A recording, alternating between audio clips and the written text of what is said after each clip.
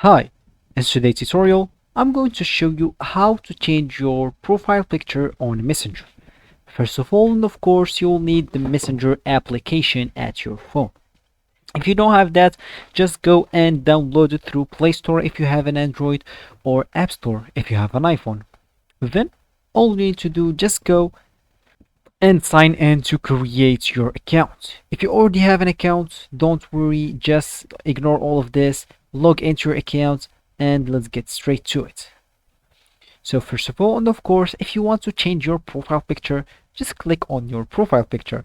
It's on the top left corner. Just click on that. And as you can see here, we have a camera icon. It's right to our profile picture. So if you click on that, as you can see here, we have three options. We can take a photo right away, we can use avatar, or we can choose from library. So let's just use avatar as an example.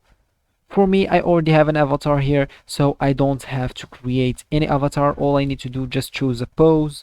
So let me just, for example, choose this, maybe this background, and click on done, and click save profile picture. It will save to my profile picture, of course, so everyone will be able to see it. Let me just show you. So if it's not changed yet, so for me it changed. So if it's not changed yet, just go and quit Messenger, then go back,